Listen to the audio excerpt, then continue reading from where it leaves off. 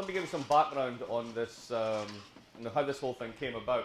So there was this book project called The End of the Liberal World, and it's actually now retitled as something called Schumpeter's Paradox. And I was writing and destroying, so it was very much a Schumpeterian project, right?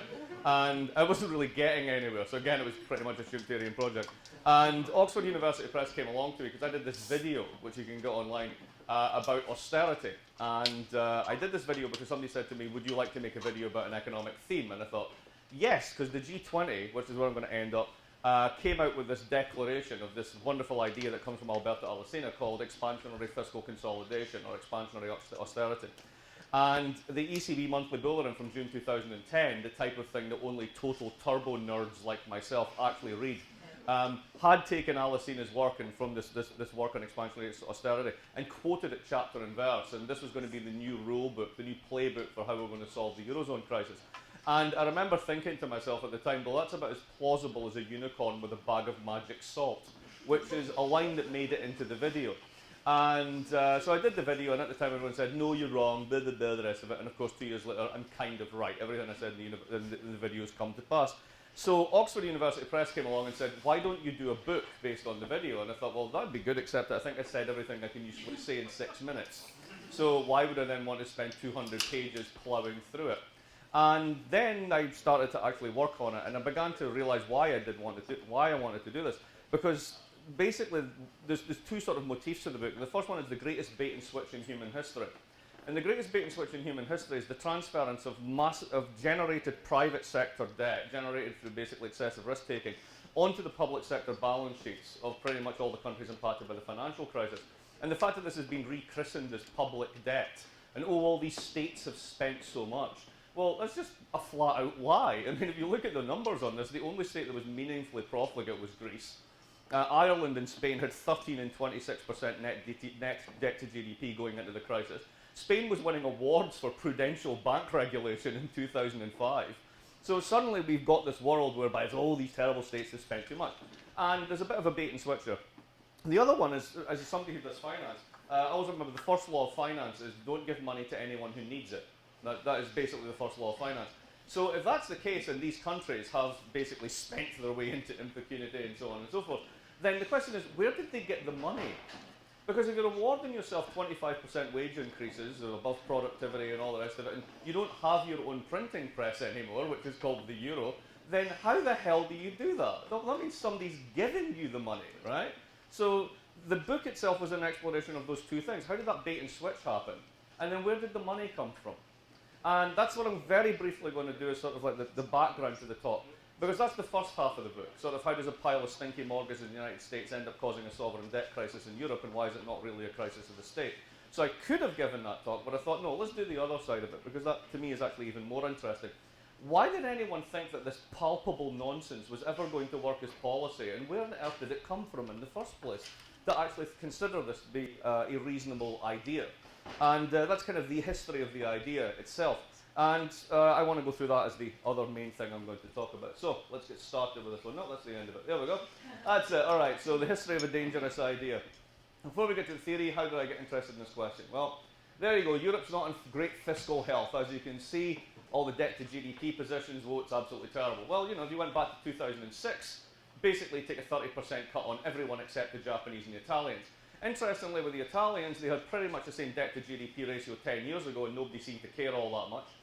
And those debt figures were not really politically contested until we have what is behind this, which is basically the problem of where did the money come from, which is itself the banking system. So who got us into this fine mess? I do actually like the juxtaposition of those two pictures, just because I do. And the question, I'll go over here, so you can see. This is really the key to the whole thing. So if you were a bank back in, let's say, 1992, and you knew there's this move towards economic and monetary union, and there was going to be a new ERM, and there was going to be convergence, and so on and so forth. There's going to be this big shiny thing called the European Central Bank, and it's going to be Deutsche Bank über alles, and the credibility of this institution is going to kill inflation, and so on and so forth. Well, that's the nice story academics like to tell themselves, but if you're sitting in a bank, you don't believe any of that, because you basically look at sovereign debt as kind of the safe bit of your portfolio allocation. You want it there to basically give it a little bit of solidity. Now, there's some of this stuff, of course, that you're a little bit more concerned with. So, for example, Greek debt does pay a lot. And the reason is because there's rather large exchange risk, or foreign exchange risk, or default risk built into that, or inflation risk, if you want to look at it another way. And this is also true for the Italians and everybody else. It's like 15%, 12% on these bonds. They're all tightly covered but there. That means you'll get real yield, but you're taking real risk into the portfolio. Now imagine you see as you get closer to this sort of imminent conversion on this thing called the euro, that these yields begin to converge. Why? Because yields and bond prices vary inversely. So this means people are buying these bonds, and as they're buying these bonds, the price goes up and the yield goes down. Now, if I'm a bank, and I know there's a thing called a European bank, I know there's a thing called the euro coming in, then this gives me the opportunity for a giant convergence trade, which goes like this. I know those yields are going to go down. So in order to make the same amount of money on a declining yield, I need to buy more and more and more of these bonds. And if I buy more and more of these bonds, I stuff my boots basically with as much periphery debt as I can. I swap out all my nice safe German debt, because it's really boring. Look, there's the yields on German debt. You don't want that. You want this stuff, and you want it before it goes to zero. And you want to basically fill your balance sheet with as much of this as possible and turbocharge the whole thing by running operating leverage of about 40 to 45 to 1, which is European bank standard for this. So you end up with enormous bloated balance sheets. Well, this basically turns, we look at it as a convergence trade or a moral hazard trade, because essentially what you're doing is generating systemic risk for your national regulator, because you've become too big to fail. So you become too big to fail in a currency union, which means that your national regulator can't bail you out, so you become too big to bail. So the implicit put is on the central bank of the European Union, because you've basically stuffed your foot with as much debt as possible and made money in the process. You've now become somebody else's problem. Now, we'll go the other way. There we are. When you do this, when you stuff your boots with periphery debts gone bad, you end up with 32% of French GDP equivalent stuffed into your top 3 French banks. So why are we really doing this? Because back in the day, lots and lots of European banks gave European sovereigns on the periphery unlimited money. And what did they do with it? They gave themselves pay rises. Why the hell wouldn't they? I mean, you can't have over-borrowing without over-lending. And the risk factor was the transference to the European public, to the European Central Bank, because I can just threaten my national regulator, they will pass the buck to the ECB, and I'll be bailed out. The only problem is, if you add all this together, it's too big to bail. So the ECB then has a problem it can't solve without violating its own constitution, which is to become a proper lender of last resort, which means doing a giant stinky asset swap, which is turning the ECB into a bad bank, which is essentially how the Fed solved the American side of the problem. Now, the result of this is, assets held by banks in Germany, France, and the UK are double the annual GDP of the entire EU. If you add in everybody else, you get to over 3 times. There is just no way in God's earth you can pay for this. So the consequence of this is, if it goes bad, it's game over for the euro and the core banks. France is the exemplar of the too big to bail problem. There's French GDP, and there's the assets of French banks. Now, we know that they're operating the top 3 French banks alone are there, just under 250% of GDP. The French government has no printing press. We know that their operating leverage of Crédit Agricole is over 40 to 1, same with most of those banks. So a 3% turn against their assets minus their capital cushion renders them insolvent. They're already insolvent. They're on life support from the ECB through what's called the LTRO, once they were shut out of American wholesale funding markets. We have a gigantic continent-wide banking crisis. That's what this really is all about. And the reason that we keep the Greeks in and we won't let them default and we're squeezing everyone through austerity is because we've built ourselves basically a gold standard without gold.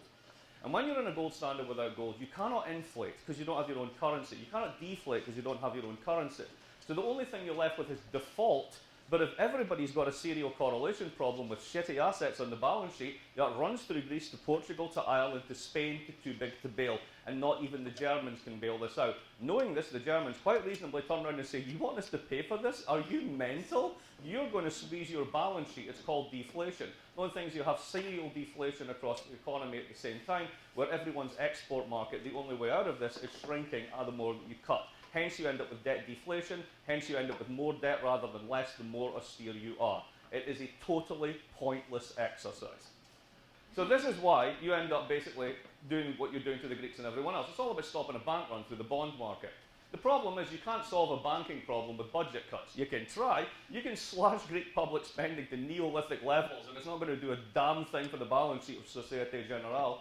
You can't run a gold standard in a democracy. You can, but eventually someone will vote against it. You can't solve a solvency problem with a liquidity instrument, but you can expect the ECB to do so, and they've been doing marvelously so far. And at the end of it, you can't all cut at once and expect to grow.